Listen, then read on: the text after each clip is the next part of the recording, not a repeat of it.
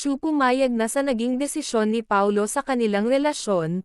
Ayon sa aming nakalap na balita, di umano'y totoo na nga daw ang ipinapakita nina Kim at Paulo tungkol sa kanilang relasyon, napag-usapan na daw ng dalawa na lalo nilang pasasayahin at pakikiligin ang kanilang mga tagahanga. Sa pamamagitan daw di umano ng kanilang mga kilos ay ipapakita na nila sa mga netizens at sa kanilang mga fans na tunay na talaga ang kanilang relasyon.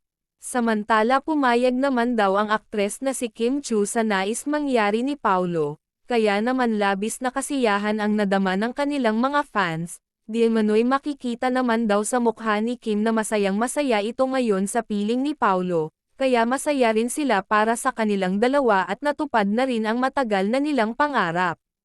Ang makapiling ni Paulo ang matagal na niyang crush at mahanap na ni Kim Chu ang kanyang Mr. Right.